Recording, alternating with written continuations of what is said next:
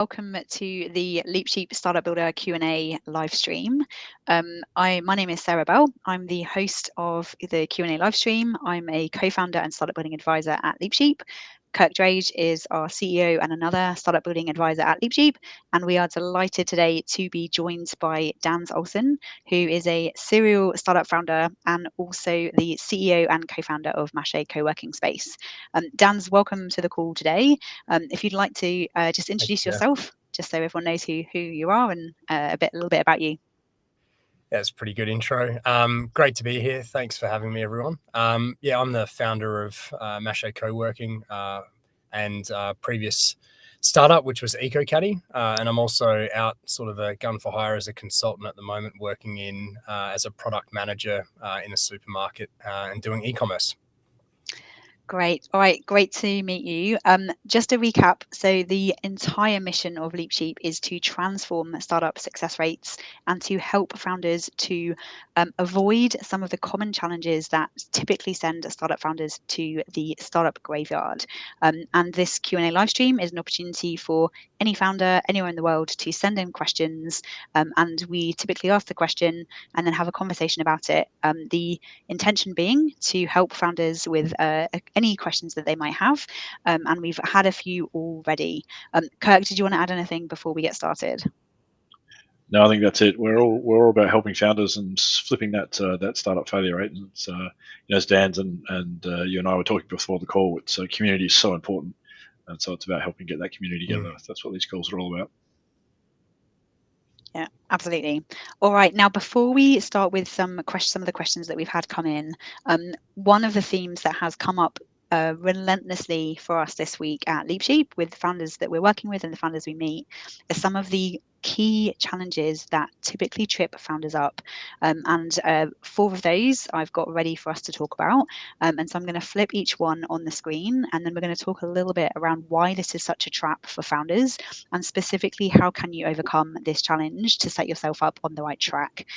The first one we're going to talk about is this one, which I would say 50% of founders that we have ever met have started with an idea for a solution that solves a problem that they particularly have faced. And again, sometimes this can lead, it typically is what builds passion and drive and vision in those founders. So it can be a real strength, but there are some big drawbacks about this particular approach. So Kirk, I'll get you talking a little bit about why that's such a drawback, and Dan's also interested in your perspectives on this. Mm-hmm. Go on, Kirk, over to you. Yeah, 100%. We do see this.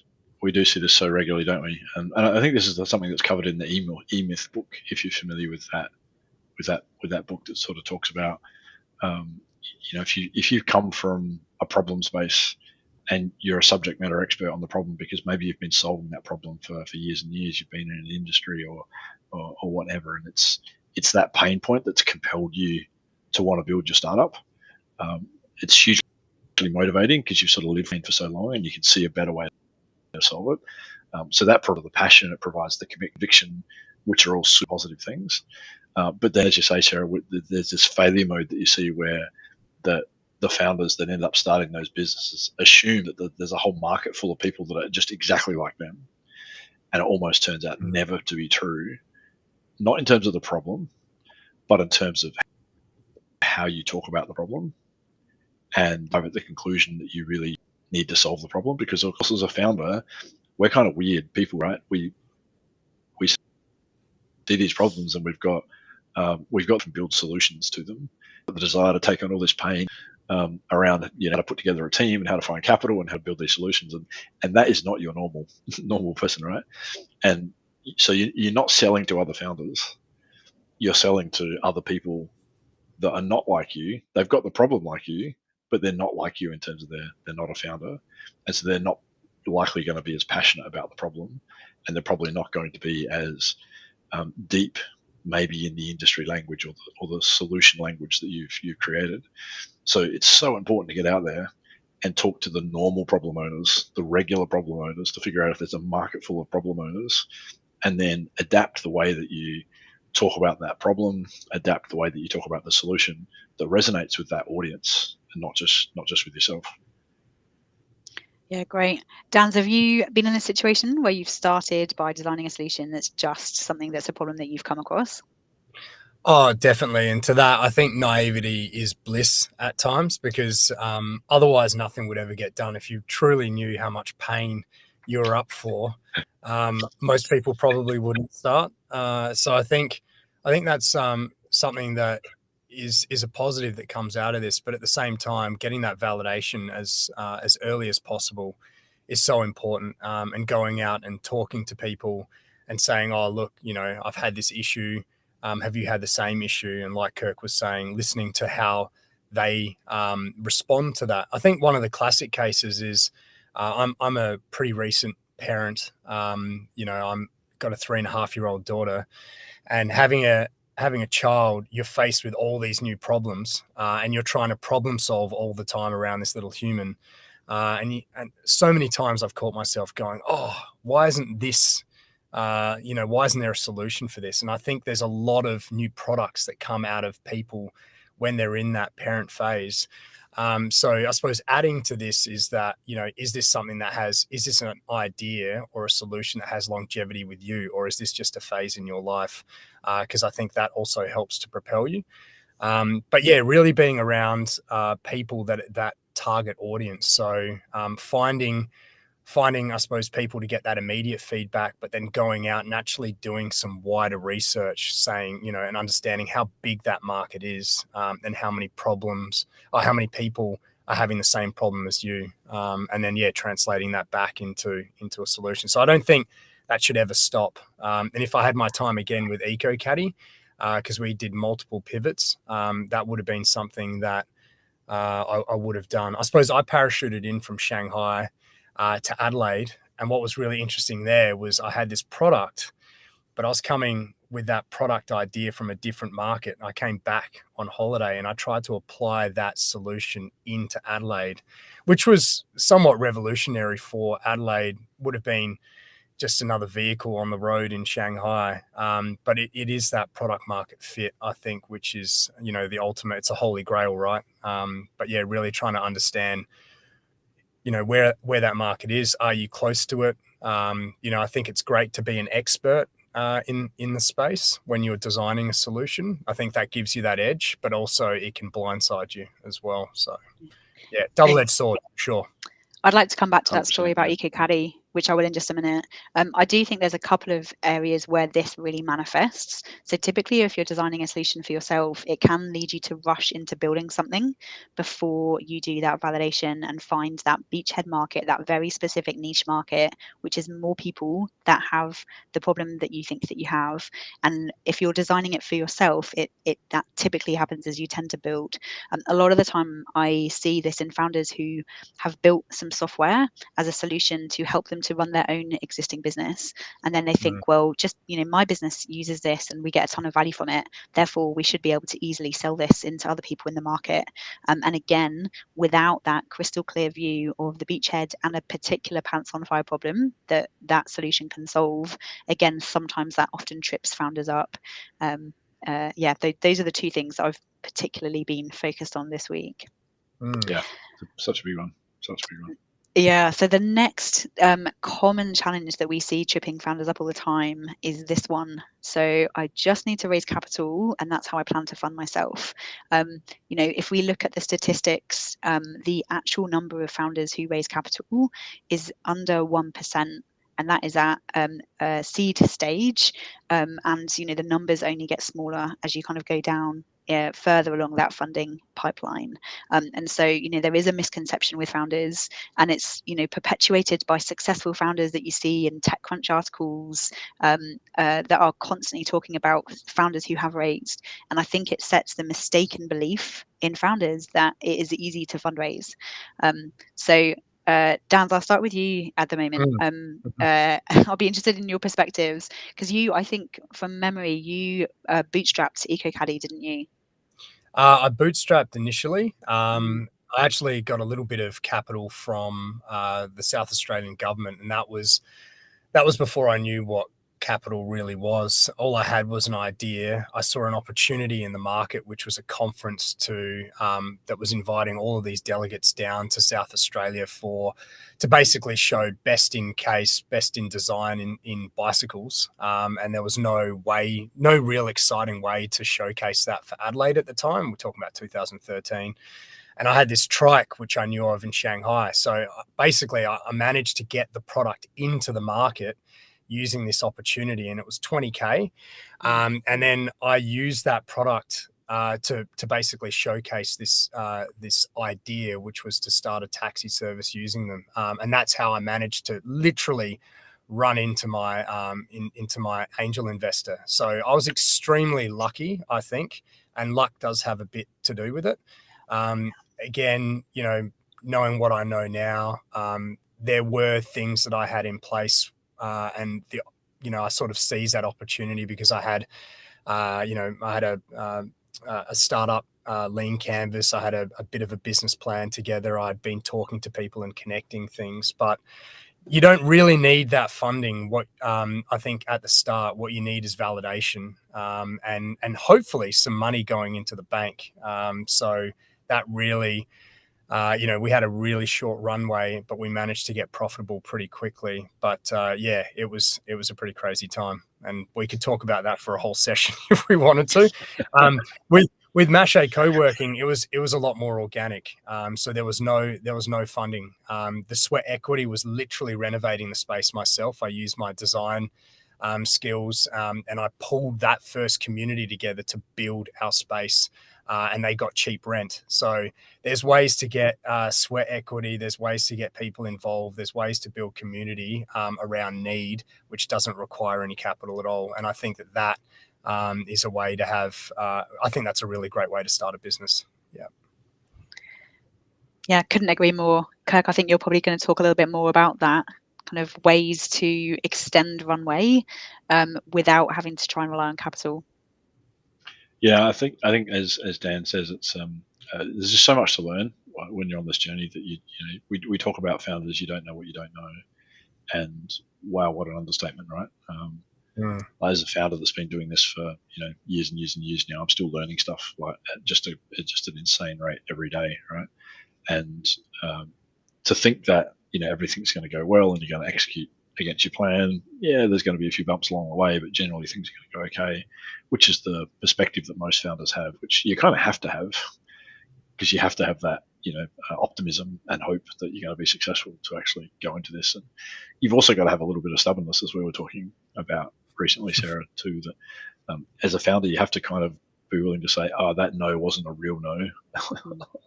Like, this business is still a good business, right? So all of that is in the mix, and helping founders figure out that it is going to take way longer than you think, and having a strategy to survive is half of the challenge. And I know I was listening to a podcast recently where one of the partners from Y Combinator was talking about this. Like, survival is one of the most important things. Like, forget getting a product market fit and succeeding for just a moment. If you can just survive, you can talk to more customers. You've got more iterations to learn from, figure out, how to use your tools, how do you manage your team, how can you build a relationship network. Like, survival is way underrated in the startup world. And so thinking that you're just going to raise capital and thrive is, I think, a bit of a mistake. Making sure that you're figuring out a way to survive first is probably table stakes. Yeah, I'd agree with that. And I think also, just reflecting on the way that the funding landscape has changed, Dan, you talked about getting some funding from an angel investor, whereas actually the situation that we're seeing, in Seattle, in Silicon Valley, Australia has always been a little more like this anyway, but the types of traction that angel investors expect to see are way, way different than they were even 3 or 4 years ago. You have investors, many angel investors that I'm connected with personally, they want to see a prototype. They want to see evidence of traction and market need. It's no longer enough to have a good idea and a hypothesis for how you might kind of start to make progress. It's very rare to come across angel investors that are willing to invest on an idea. And so, that all of that validation that typically the best founders were able to attract that kind of capital in order to get that validation. Now we're seeing that founders actually have to do that themselves with their own methods of I think that finance. there's a double whammy, isn't there? Not only has capital become much harder to get, and so that raises the bar, but also because the tools that are available now versus just 5 years ago are so much better. Like people are using Canva and they're using, all kinds of tools to be more productive. You have to be better now. You've got to deliver more value. You can't look at startups 5 years ago and go, I can just do what they did. Like, no, that was the bar 5 years ago. There's now a new bar. Yeah, I completely agree. The pitch environment's just gotten more competitive just because there's more tools. It's cheaper to prototype these days, so it's an expected requirement, I think. And yeah, it does. Pardon me. If I was to be an angel investor, I'd be like, well, show me some evidence. These guys over here, they're doing something similar, maybe not exactly the same, but they're further down the road. So I think that's really important that you can demonstrate that early on. Yep, absolutely. All right, so segueing nicely into our next really big trap that we see founders coming into all of the time. If I build and launch a solution, then I'll be able to find customers. A lot of the time you meet founders and, they just think if they build it, that people will come, and that by showing people what they've built and what they've created, that's how they're going to be able to find customers. And occasionally that can happen. ChatGPT definitely proved that is possible. But that those instances are rare. And typically this is another topic that can lead founders straight into the startup graveyard. Kirk, I'll come to you first on this one. Brutal. Yeah, this is such a persistent issue, isn't it? It's like we've been talking about this for, it feels like 2 decades now. Yeah, at least since the Lean Startup came out, which was the whole premise of, the beginning of that book, is to talk about, the previous generation in the 2000s, dot-com boom, the web vans who just went crazy on this. But we're still seeing it today. And why are we still seeing this? Like, if you've been in the startup game for any length of time, like if you're an investor or you've been running accelerator programs, or even if you're a lawyer or accountant, have been working with startups over a couple of decades, you would have seen this pattern over and over again. So why haven't we stamped this out yet? Why isn't this not a way that founders fail? That's a question that we're constantly asking ourselves. Why do we keep failing? And I think it's because as a startup ecosystem, we're such a tiny fraction of the economy. We are like a barnacle on a battleship. And so even though we all know it because we're in the community, and you talk to any VC, any angel, any one that's running in a program, everybody knows this. But we're just not getting enough of those people in front of founders. You think about the average founder that starts off on their first startup, they might be connected to one or two of those kind of people if they're lucky. The other 95% of the people in their network are going to be people from mainstream business that probably never heard of this before. And so over and over again, we see founders that get this advice from one person and they go, oh yeah, I'll ignore that because the other 95% of people that I'm talking to go, yeah, just build it and launch it. So I think this is one of the things that we need to rally together as a startup ecosystem and really get better at giving that same advice over and over and over again to founders to say, please don't build stuff in the expectation that someone's going to buy if you haven't spoken to customers. Yeah, I think it's really interesting. It sort of sparked a few thoughts for me, and I'm trying to go back 10 years, which is, I think when you start an idea, it can be an extremely lonely place, which is also a safe place because it's just you. And it's really hard to get out of that shell. It's quite daunting, actually, to get in front of your first customers and to get that, I suppose, you anticipate negative feedback. It might be your family, parents, friends, but that's actually the best thing that you can do. And, you read about this stuff, but as you say, it's rarely what happens. And I was just thinking, I suppose it was a question that came into my mind is the idea or the solution, does that dictate the access that you have to those customers? Because I'm just thinking about, EcoCaddy was a physical business, Mache is a physical business, but we have a digital community around that. So in my mind, if you're building software, I'm just thinking about video games and how connected they are to community, through Steam and Discord and Twitch. But almost now, 10 years later, everyone is online. Like a lot of sectors are online. There are community groups that are in Facebook and all sorts of places. So I suppose I'm trying to ask a question. Is it easier now than it was back then? So should there be less of an excuse to try and reach those customers? And, ultimately, where do you find them? But I suppose it's also around that founder fit. Are you the right person, or do you have to grow to get out of your shell so that you can actually grow your business? Because I think a lot of us, I started more introverted, definitely, and I've gotten more extro just so that my business could survive. So, sorry, there's a few questions 100%. In there. Yeah. That's such an important point, right? A lot of the people that we see starting businesses come from that solution side, which they tend to be more of the introverts, because they love building stuff and making stuff work and refining it and making it better. And they're the people that are not naturally going to want to go spend time with the market. Yeah. So I've been on exactly the same journey, Dan, in terms of being able to be more extroverted, spend more time with people.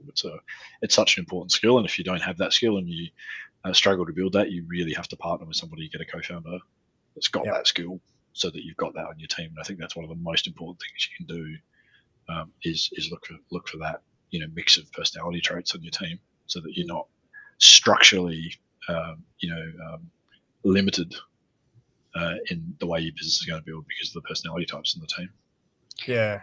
I also think as well, back to your point, Dan's, about community, is if you think about what's happened over the last 10 to 20 years, people have moved it more digitally. Like the way people communicate is much more digital. Even if I think about the way I interact with friends, we used to be on the phone, meeting in real life. Now a lot of it is over WhatsApp and various other communications methods.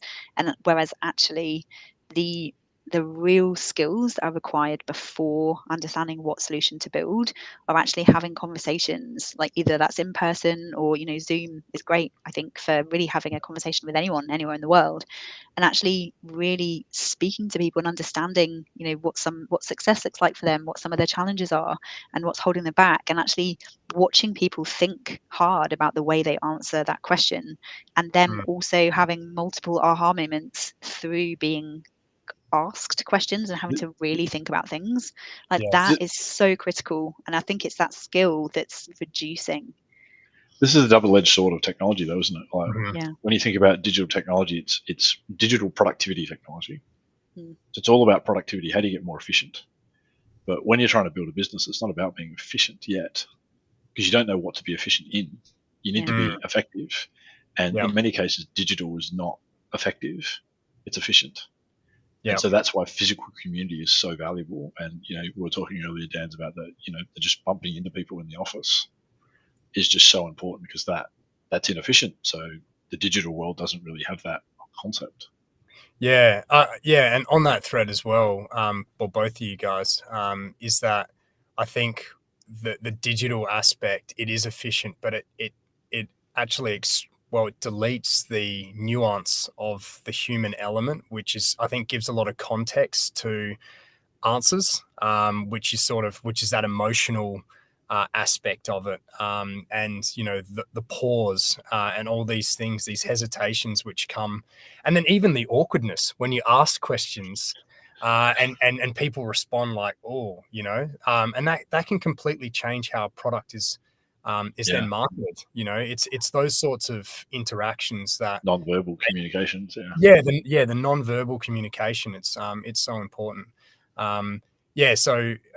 Through text, Sarah, I think being in startups for 10 years, just seeing my employees going from calling me on the mobile phone to now just doing everything in Slack. And now there's Loom and other things that we use to communicate. So it seems to be going back a little bit. I think technology companies are realizing that, we're getting too efficient, and it's too robotic. So I think, we do need to bring that human element back, because I think there's a lot of magic, and a lot of inefficiency leads to great products. You don't want to cut off too many options at the start. This sort of goes back to the last question on funding as well, because doing everything that we're suggesting, which is going and talking to customers and spending real time with them, is super inefficient. And one of the things that we feel as founders is, for us to compete for capital and be successful, is we've got to be more efficient than anybody else. And so you're totally conflicted about being this ultra efficient machine. We're using every SaaS tool you possibly can to eke out a little bit more productivity and better customer experience. And then when you're asked to do something manually that doesn't leverage all of that digital infrastructure, you feel like you're running through treacle and you're not getting anything done. So you can see why founders get so conflicted. But there's no way around speaking to actual customers and really understanding them. There's just no way around it. I think it's really important. The most expensive thing in the universe is time, right? And so I get it that like you don't have enough time as a founder, but the stuff that I did with LeapSheep, getting in front of the customer, and you just have to force yourself to do it. It gets easier and easier, but the thing that happens, which I think all business is built on, is that you build trust, because you're communicating with this person. This person's giving up time to hear you out, and you're giving up your time to try and help them. And then obviously you need to deliver. And over time, you deliver more and more, and that trust builds. And that's the platform that actually enables businesses to be successful, is that time that's spent, particularly early on, around just a few customers. That's how you scale. You actually get to understand, how do I find more people like this? And you're doing research at the same time to go, are there more people like this? And, I don't think we've even spoken about that, but I think everyone in this chat, we love to research, but not everyone loves to do that, and that's also seen as a time sink, as a time waster. I need to go and build. But, if I was to give any advice, it's like, go out, do your research, and don't stop. It actually gets really great where that research starts plugging into stuff that you're feeling on the ground, and you can tie those two things together. And if you can do that really well, then you can present that in front of an investor, and they're like, oh, wow, this person's really switched on. They understand their market really well, not only the wider market, but they're on the ground and showing what's happening in that beachhead, which I think is really powerful. Yeah, absolutely. Yeah, I'm just going to share. Go on. Okay. Yep. I was just going to say, I just wanted to reiterate what Dan's saying about trust, because I think it's not well leveraged by so many founders that we meet. There's this sort of expectation, which I think comes from the sort of classic Silicon Valley. What you read in the paper is that you can build a product in stealth and launch it onto the world, ChatGPT style, and people are going to love it. But most founders don't have the experience. The version 1 of their products kind of falls way short, and the only way to move it forward is to have one-on-one conversations with people that actually care. And unless you spent time with someone to build that trust, so that you've created somebody that cares about you, the people on the internet don't care. I mean, just go to the anonymous comments section of any platform, right? And you figure out pretty quickly that dealing with anonymous people is not a way to build success. No. Which just in fact takes me nicely onto the last of our kind of top 4 things that trip founders up, which is this one, which is, if I can just get enough users, I'll be able to work out a way to monetize my business model. Often we found that founders have, they've built something, they've created it, and they're offering it for free. It's like, how and again, there are examples of successes here, like Figma is a great example of where a solution has been built and it's created and generated fans and then worked out a way to monetize its business model. YouTube is the same. Like, there are some great examples of where this is possible. However, there are many founders for whom this approach does not work, because if people are using your product for free, there's a number of things that you don't get. You don't get validation of who is using it and why, the benefits benefits that they're getting out of it. You can't build those close, trusted relationships necessarily if people are just getting something for free. And also there is no validation that they're ever going to pay. And of course, then you don't have a business if you don't have paying customers. Well, obviously there are other ways that you can monetize that aren't just around paying customers, but there is a big challenge around getting users. Kirk, I'll hand this one over to you. Yeah. This seems to be a hangover from the early days of the internet, where just staking out a claim of territory was a thing.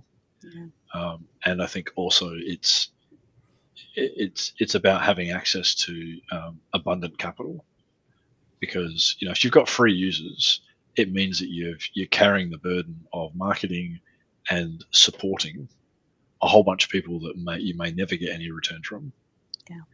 And so if you're a founder that's bootstrapping, that's just not, it's not the luxury that you can afford to go, I think I'm just going to support a whole bunch of founders for free. You're much better off to go, let me choose who I'm going to, my customers, which customers I'm going to choose to support. And that's a very, very conscious, deliberate decision, so that you can invest your resources and get a return on investment in learning. That's what you're looking for as an early stage founder, is a return on investment on learning, not in revenue or in profit yet. That's too early. And just by opening up your product to the world and saying everyone, hey, use it for free, you've got to have really deep pockets if that's going to be your strategy, which I just don't think is realistic for the vast majority of founders that we meet. Yeah. I think it's pretty important. Obviously, you need customers. So I get that.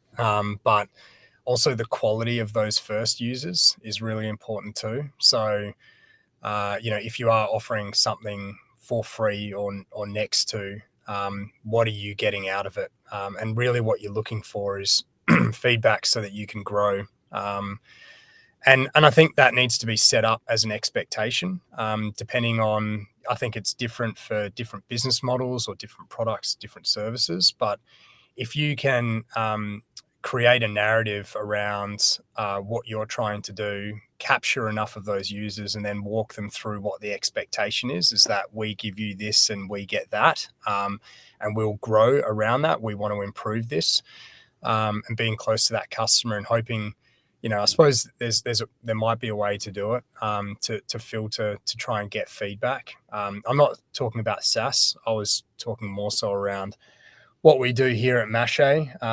We're constantly looking for feedback from the people that use the community, some of which, are sometimes too busy, but it's also setting up those channels. So you want to make it as easy as possible to get that feedback, and then building off of that, which is something that I learned with you guys, is like, maybe you don't need all the users all at once.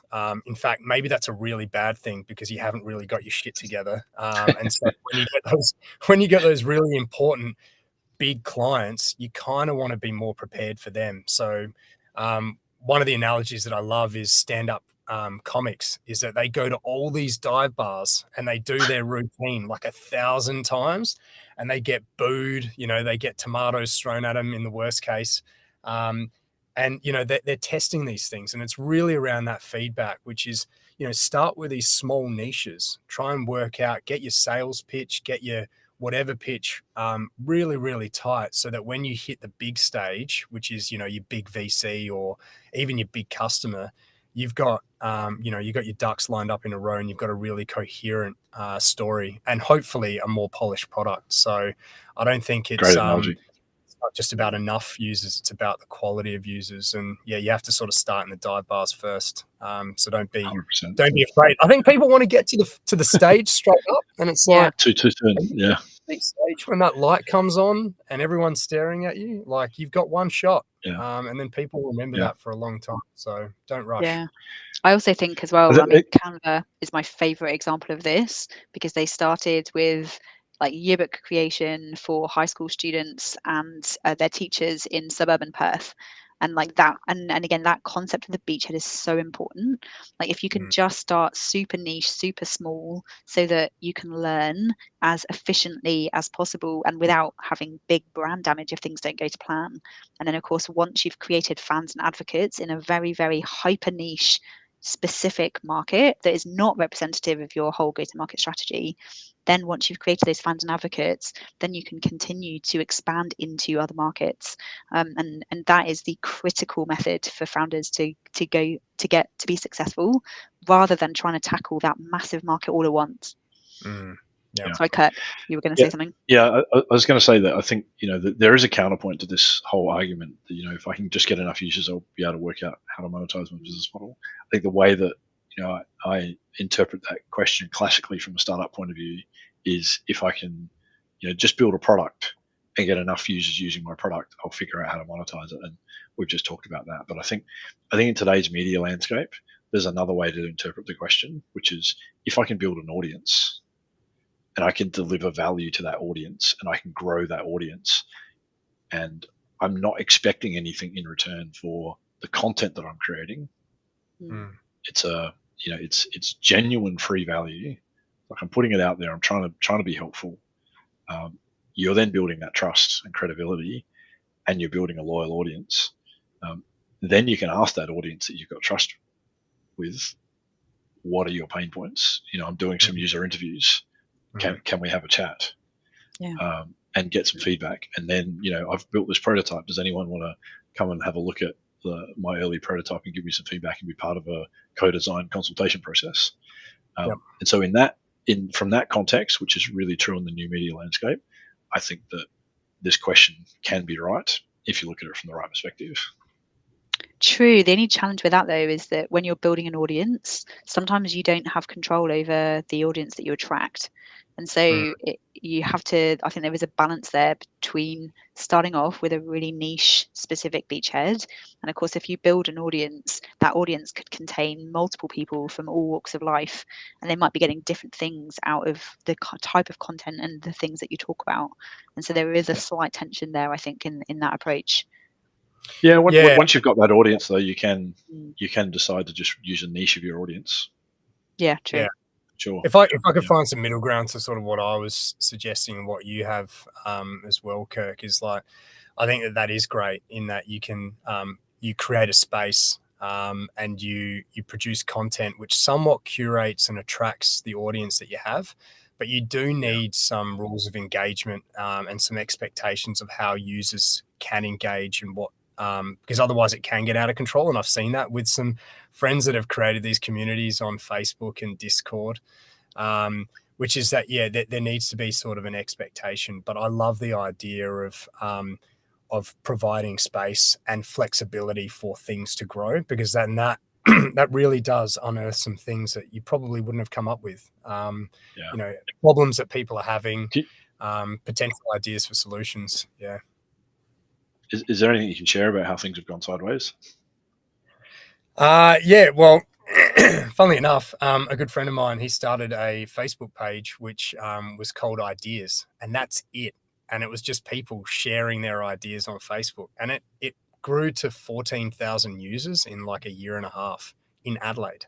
And there were some loose rules, but it was actually before Facebook enabled rules on groups and Facebook pages. And so now since they've done that, because there was, all sorts of people posting all sorts of things and then advertising. And it did get out of control, which is that it became a bit of an echo chamber. And the other thing was that it became a place for grandstanding, which is we could talk about that as well, which is, when are you getting false positives, or when are you getting, because you always get users that have louder voices than others, and which ones should you listen to? And it's really around those people that aren't talking up, which is where you want that feedback. So it's I don't know what the answer is to that, other than you really want to create a safe space where everyone feels like they can engage and they can talk up without being chopped down. And I think that is what really dictates a great community, which is that everyone feels like they can contribute. Everyone feels like they're getting something out of it, and they want to engage. You don't want to be in this space where there's a bunch of people talking over here and then the rest are just sort of watching this train wreck or whatever happen. So I think that there's Yeah, there's 100%. two ways, but that's a very extreme example. Yeah. All right, I'm Yeah, going to cool. take us on to a question which I think is absolutely critical, and Kirk and Dan's, both of you are in this situation, which is, we've had a question come in from a founder. They are not in Silicon Valley, and they're not sure if it's going to hold me back. So both of you have chosen deliberately to pick Adelaide as the place to start your startups. And I'd love to get your insights on, firstly, why you did that and what advantages you think that has yielded you. So Dan, I'll start with you. Yeah, I was in Melbourne and then Shanghai. So I was away from Adelaide for pretty much 7 years. And I'm an import. I'm from Sweden as well. But so I think I've always had a perspective where there's things that are outside of Adelaide. Adelaide's an incredible place to live, an incredible place for community, to raise kids, to have, a beautiful lifestyle. I came back because I suppose I took some of those things for granted, as you do of any hometown. I think that's sort of universal.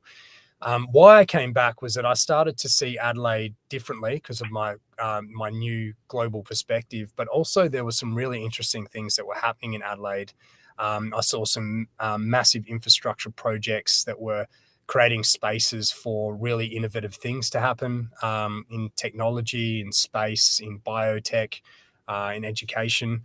And then really what ultimately sold it was I saw my friends starting up things for themselves, some in traditional service-based businesses like architecture and design, and others that were building in the software space. And I thought, oh, that's really interesting. And that inspired me to think maybe I could start my own business.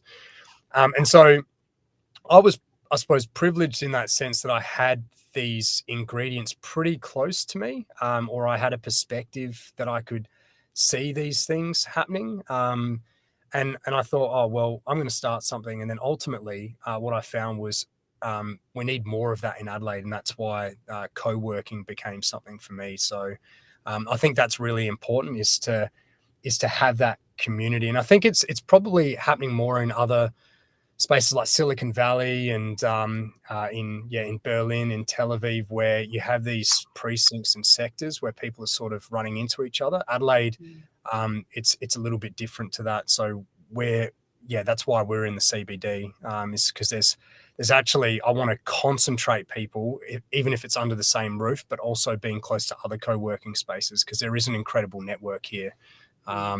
Which has grown over the last 10 years exponentially. It's been really exciting. And I've seen that accelerate through COVID because of all those things that I just mentioned, which is, it is an incredible, it's got this bedrock, which I think a lot of people have taken for granted.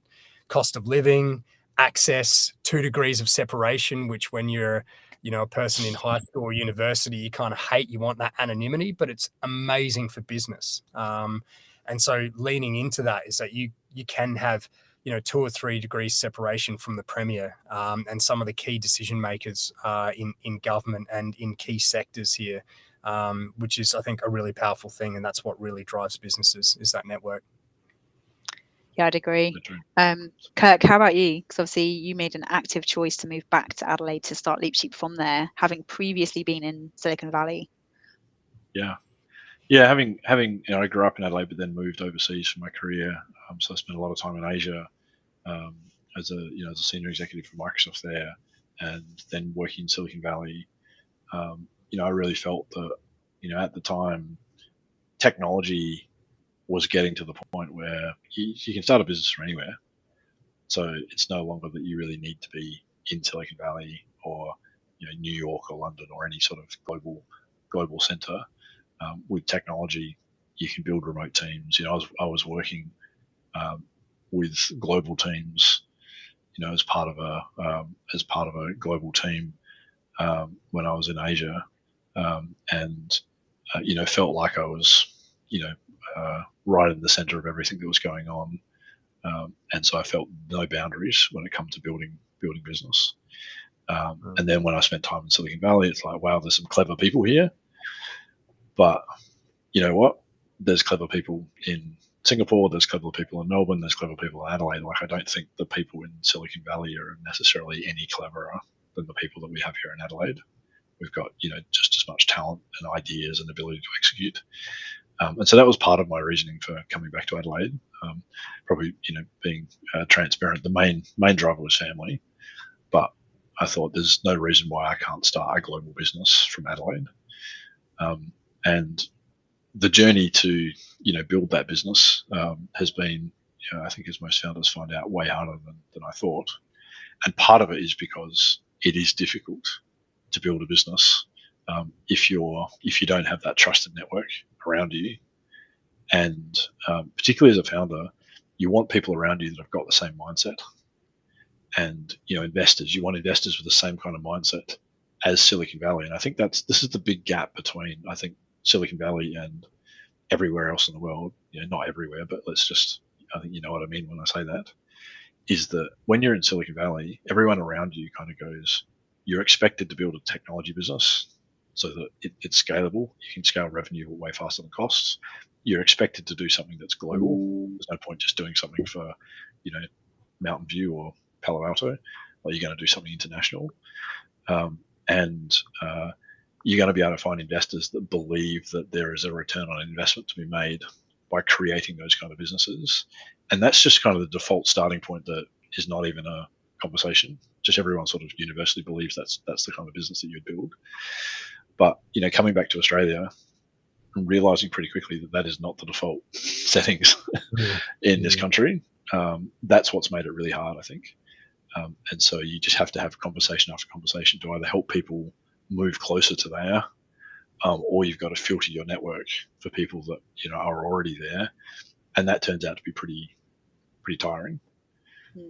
So I would say that I'm as bullish as ever about building a company from Adelaide, and I would say to founders that I think you have to be geographically mobile if you want to build a global company, and you have to be really, really clever about how you use your resources, because it's expensive to travel.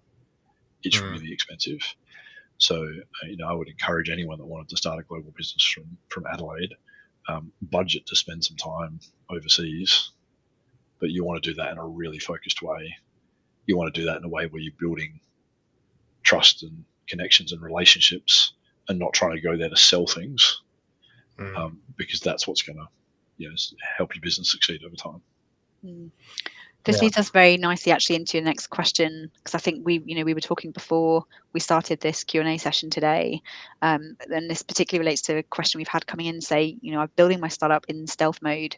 Are there any drawbacks to this approach? And I think the three of us were reflecting that actually we were a little too focused on perhaps not necessarily stealth mode, but in working with customers, kind of iterating on the product. But then actually some of the drawbacks to doing that is that not building enough connections and partnerships early enough, and how that can be a drawback. So I think it'd be good to talk a little more about that. Dans, I'll start with you again. Yeah, I think it's so important in those early days. You trying to understand what you're building and then who you need, whether that's a co-founder, whether that's a remote worker that can help you unlock time so that you can focus on the real important things. One thing that I've been quite, been reflecting on is how much I did myself. And there's I think there's something great in learning, on the tools, but also, the power of delegation is quite important as well.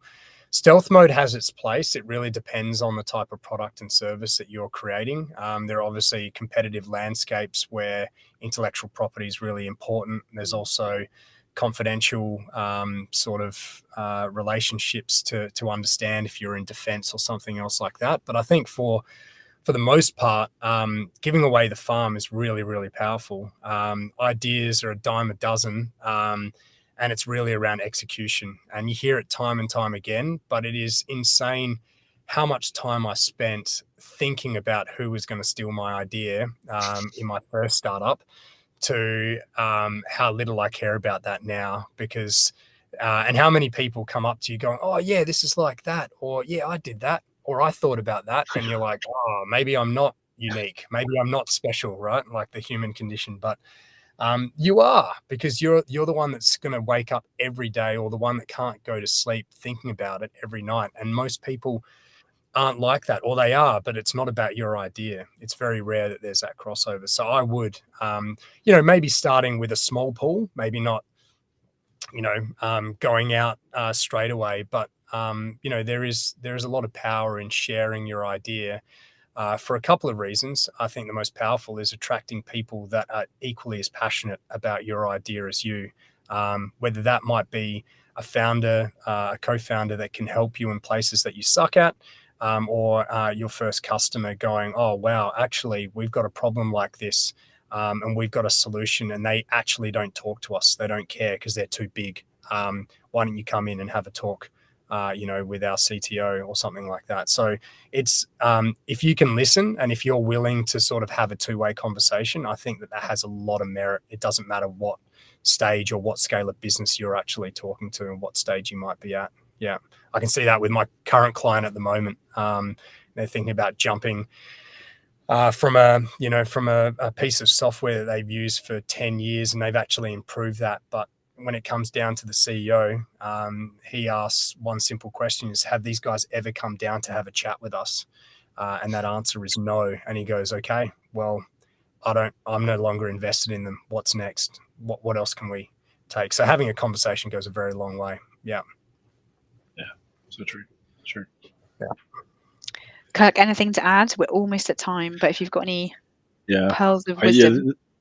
I think this is such an important one because it's such a nuanced issue for startups. I think because there's just so much into this that classic sort of year 2000 Silicon Valley stealth mode was all the rage, and there's good reasons for doing things in stealth.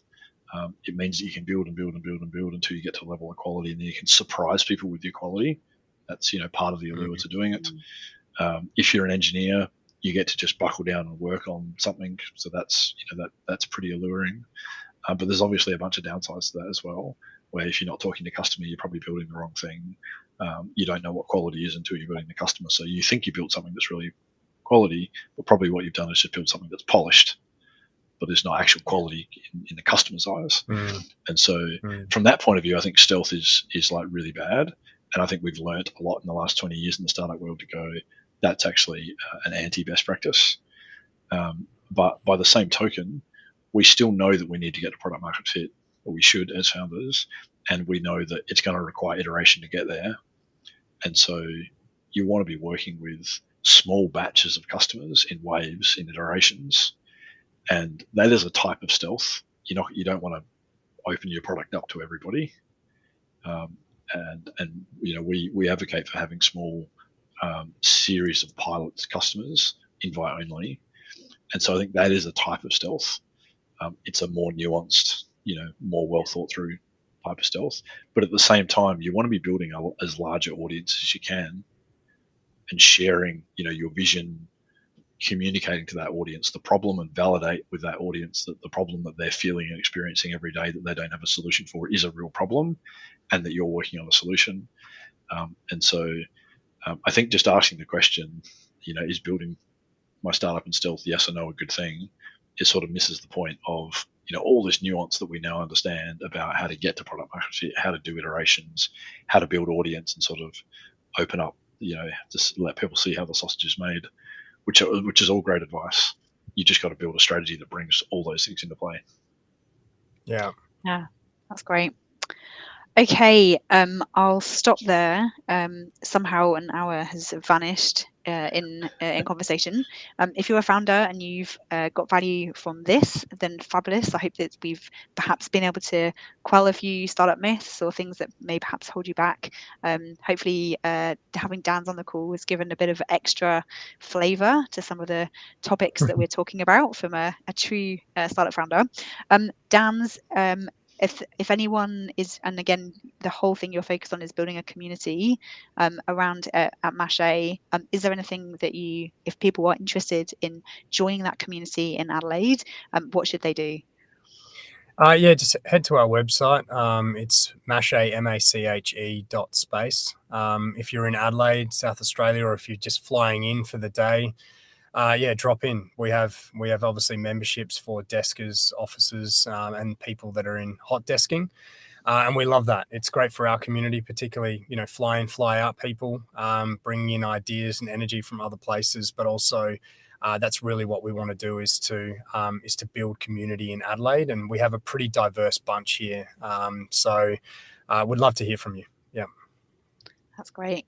And if you are a founder and you want any extra help from, or anything we've talked about today has resonated with you, and you think actually the time has come to get some help, you're very welcome to book a strategy session with either Kirk or myself, and we will happily spend 45 minutes with you, getting to know your situation, talking a little bit more about the frameworks that we use at LeapSheep to guide founders from idea through to product market fit. And we would love to have a chat with you. All right, thanks ever so much, both of you, for your time today, and we'll see you again in 2 weeks. Thanks so guys. much, Des. Thanks, Sarah.